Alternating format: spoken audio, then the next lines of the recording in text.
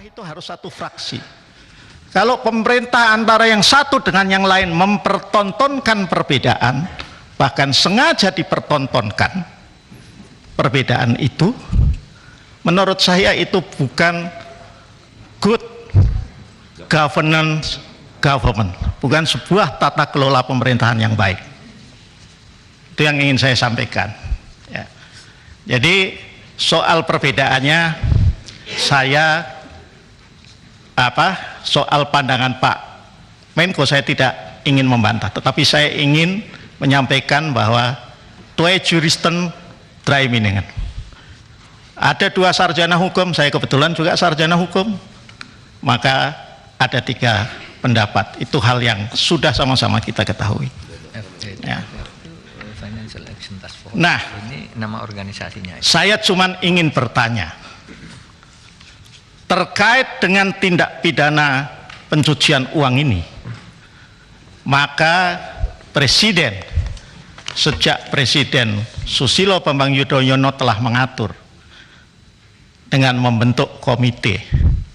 Saya kira ini maksudnya baik, ya, agar penanganan itu terkoordinasi dengan lebih baik, agar ada koordinasi saling informasi antara pejabat yang satu dengan pejabat yang lain. Ya. Pertanyaan saya ini, kalau saya masih boleh bertanya kepada Pak Menko, apakah ketika tanggal 8 Maret ya, Pak Menko didampingi oleh sekretaris komite menyampaikan kepada publik, itu hasil dari rapat komite, menunjukkan bahwa koordinasi di pemerintahan itu berjalan dengan baik. Dan apakah selama ini juga antar menteri, pejabat lembaga yang ada di dalam itu secara rutin juga melakukan? Pertanyaan saya berikutnya, mengapa ini yang jadi pilihan? Setiap tahun paling tidak sekali, paling tidak 2 kali, PPATK menyampaikan laporan kepada DPR, dan itu disampaikan kepada Komisi 3 DPR.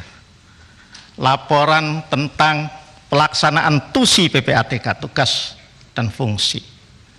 Antara lain, selalu disampaikan berapa jumlah laporan hasil pemeriksaan, laporan hasil analisis LHP dan LHA yang telah diserahkan kepada aparatur penegak hukum,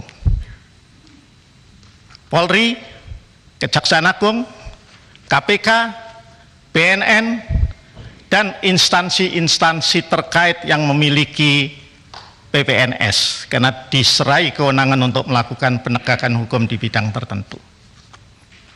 Dan laporan Pak Ivan selama ini, bahkan yang terakhir saya kira ketika kita rapat kerja, Bapak menyampaikan dari seluruh jumlah LHP dan LHA itu hanya sekitar 35–40% saja yang di follow up. Pertanyaan saya adalah, mengapa tidak kemudian yang menjadi pokok persoalan di internal pemerintahan itu adalah tingkat follow up-nya hanya 35–40%. Kita tidak bicara angka, kita tidak bicara kementerian atau lembaga tertentu sehingga tidak ada yang terpojokkan. Tetapi kita bicara tentang apa persoalannya. Memang yang belum Pak Ivan PPATK sampaikan, termasuk kepada DPR, karena sepemahaman saya, silahkan saya dikoreksi kalau saya salah, adalah bahwa setiap Bapak menyampaikan LHP atau LHK kepada APH, tentu ada yang namanya feedback. Nah, dalam konteks ini adalah, misalnya dalam konteks kasus ini, apa feedback dari Kementerian Keuangan? Mohon diterangkan. Dari range waktu 2009 sampai 2022. Apa feedbacknya? Kalau feedback itu tidak ada, apakah telah diingatkan oleh komite? Oh, ini menurut undang-undang dan aturan terkait, ya. Kalau you tidak follow up kan mestinya harus ada feedbacknya, ada respon. Apa responnya? Itu yang belum terjelaskan. Dan terakhir yang ingin saya sampaikan, saya kira tekad kita itu sama, ya. Tekad kita itu agar semua tindak pidana pencucian uang beserta tindak pidana asalnya itu bisa diproses hukum sebagaimana seharusnya, tentu atas dasar prinsip-prinsip due process of law yang benar, ya. Kita melakukan sesuatu, termasuk kita yang di DPR, tidak seyogianya hanya sekedar untuk mendapatkan tepuk tangan, untuk mendapatkan acungan jempol dari netizen, apalagi untuk menimbulkan kegaduhan. Saya kira hanya itu yang ingin saya sampaikan pada kesempatan ini, Pak Ketua. Terima kasih atas kesempatan. Wallahul muwaffiq ila aqwamit thoriq. Wassalamualaikum warahmatullahi wabarakatuh. Terima kasih Pak Arsul. Selamat datang pimpinan DPR Pak Dasko. Dan kedua Pak Beni.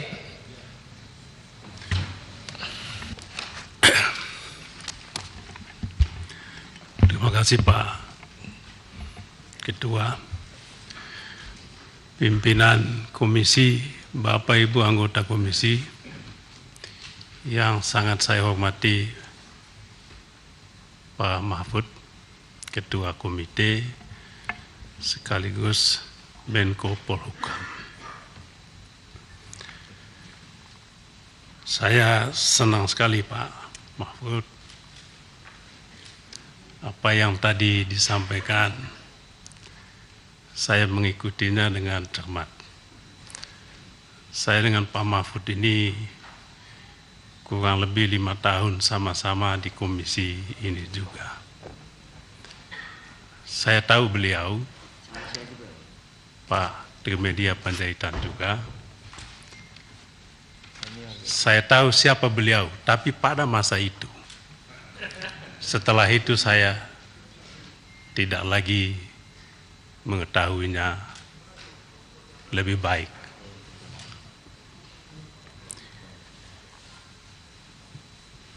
Anggota Dewan punya hak, termasuk hak interupsi. Itu diatur dalam undang-undang ini. Supaya jangan ada anggapan kita bikin-bikin. Yang kedua, hak bertanya. Kadang-kala Pak Mahfud tahu juga, kita bertanya seperti kalau lagi polisi tanya klien, tanya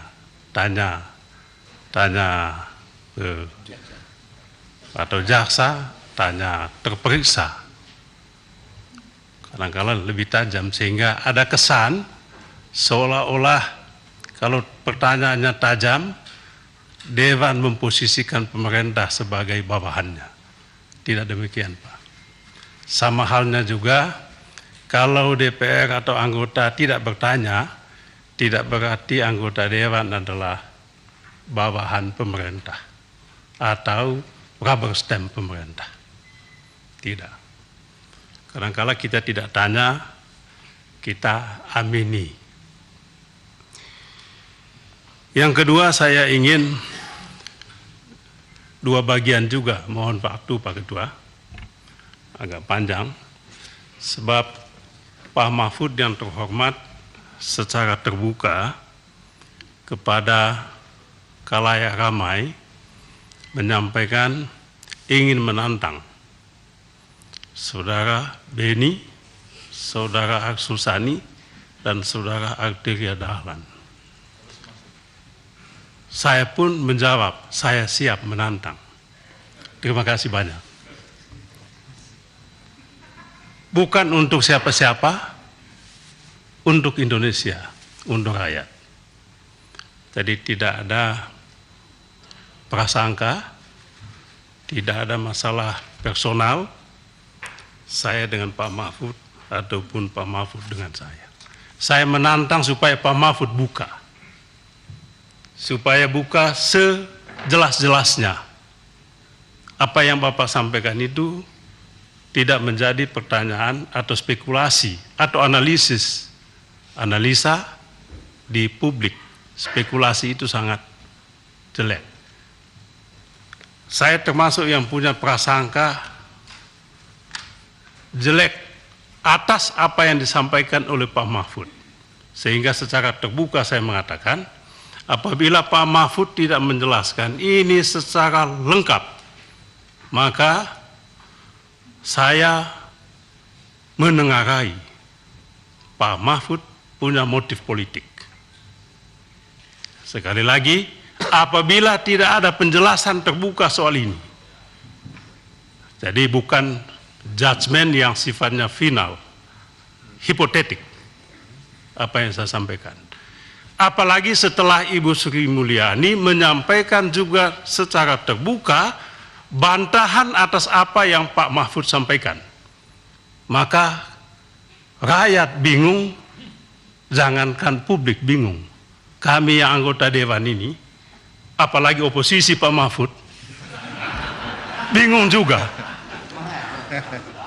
Malah saya tanya-tanya, oh senang juga kita Pak Mahfud ini, ada kawan baru juga. Apakah Pak Mahfud sudah menjadi bagian dari oposisi pemerintahan? Soeharto jatuh karena ada anggota kabinetnya yang melakukan perlawanan dari dalam. Ya, maka saya waktu itu Pak Mahfud, luar biasa Pak Mahfud. Saya mendukung. Tapi ini kan prasangka saya. Betul atau tidak saya tidak tahu ini. Tapi kalau saya mengenal Pak Mahfud, saatnya sudah tiba. Ya, mungkin saatnya sudah tiba. Istilahnya itu, ibu sudah hamil tua. Bukan saya itu yang ngomong revolusi, bukan saya. Maksud saya, ketidakjelasan ini membuat kami semua punya spekulasi, punya prasangka macam-macam. Ini yang kami sesalkan sebetulnya. Jadi bukan soal Pak Mahfud ini, Pak Mahfud mesti jelaskan dong, kenapa Pak Mahfud? Ini yang saya mau jelaskan kepada Pak Ivan waktu itu ya. Saya tanya, Pak Menko Polhukam itu adalah ketua komite. Tugasnya jelas, saya baca Bapak. Saya baca itu. Zaman Pak SBY dulu. Susilo Bambang Yudhoyono presiden membuat ini. Saya baca. Tugasnya itu melakukan koordinasi. Anggotanya juga jelas.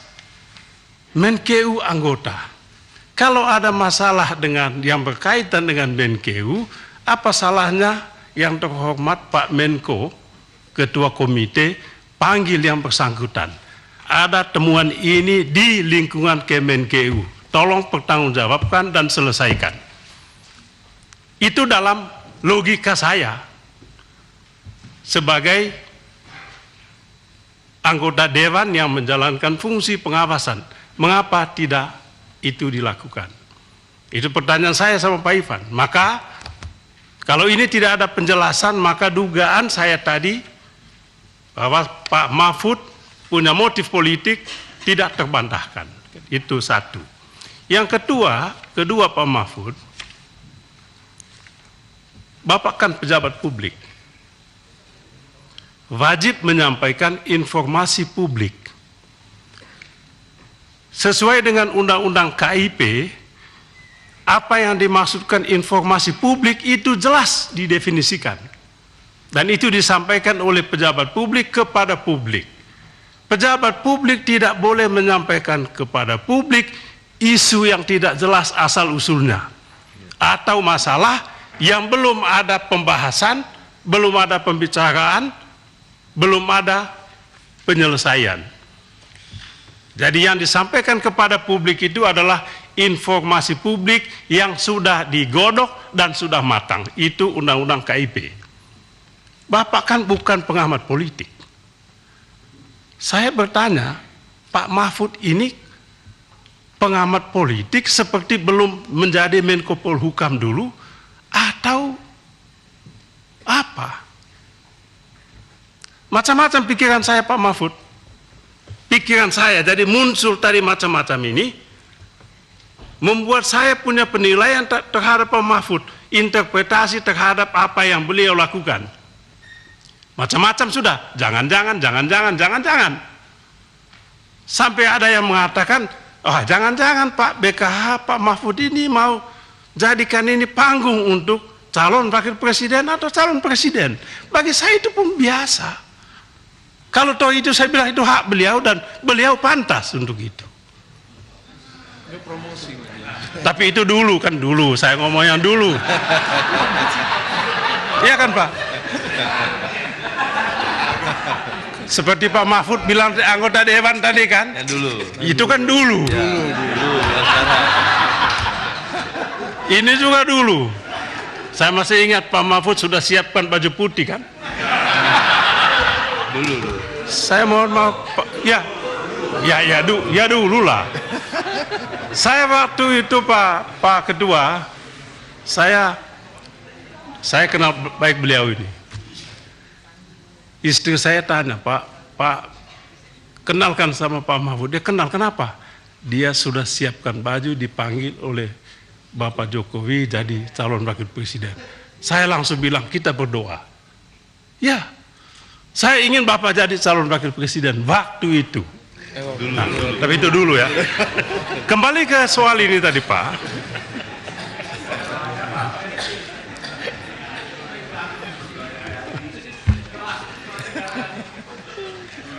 Kembali ke soal ini tadi, ya, yang Bapak sampaikan ini, informasi publik ini. Ibu Sri Mulyani menjelaskan kepada Komisi 11. Jauh berbeda dengan apa yang tadi Bapak sampaikan. Jadi ini yang membuat kami mohon maaf saja, mana yang harus kami percaya.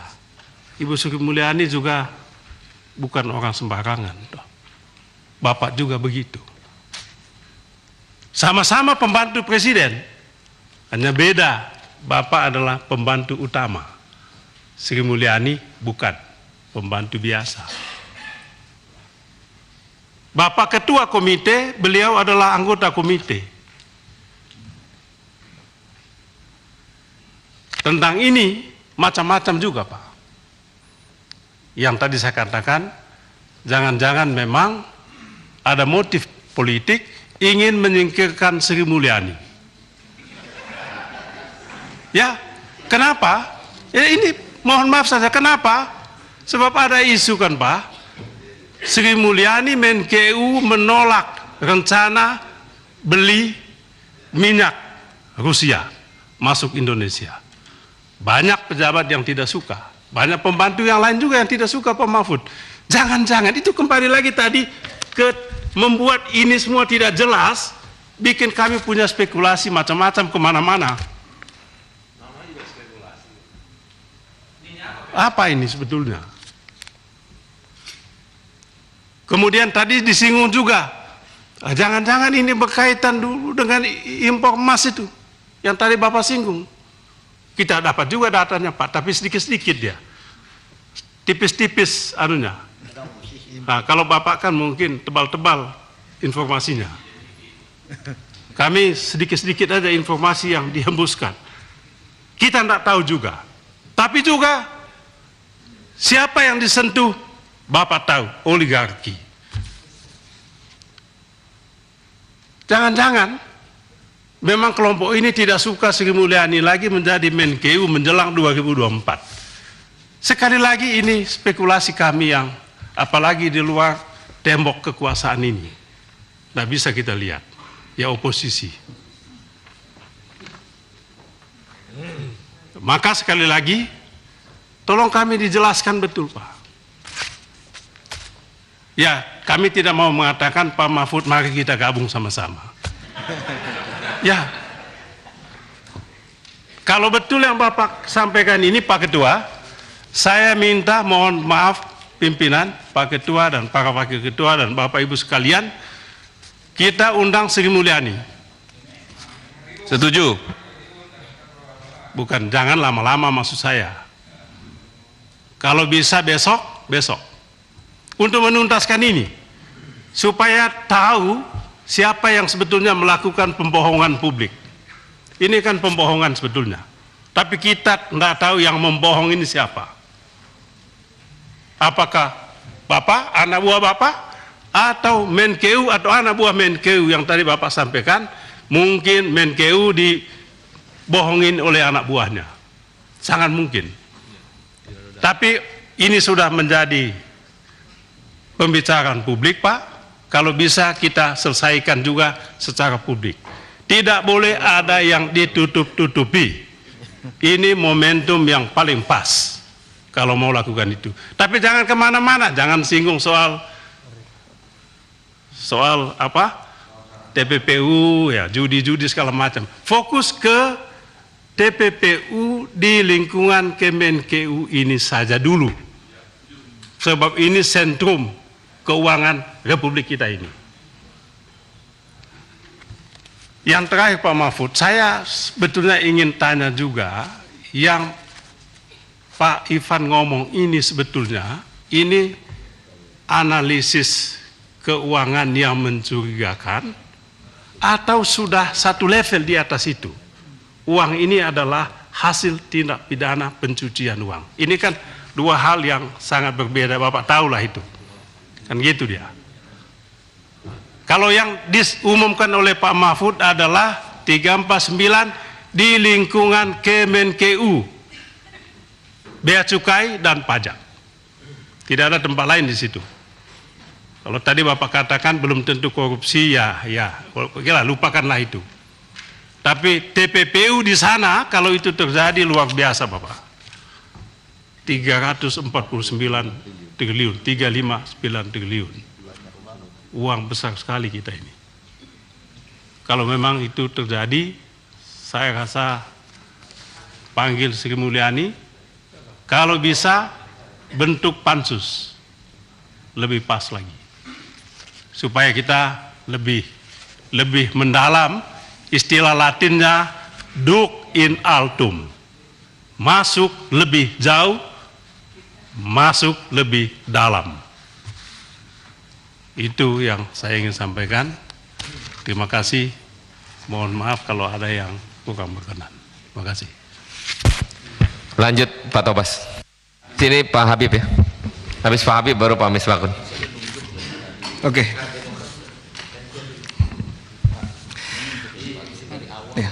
Baik, terima kasih pimpinan atas waktu yang diberikan. Bismillahirrahmanirrahim. Assalamualaikum warahmatullahi wabarakatuh.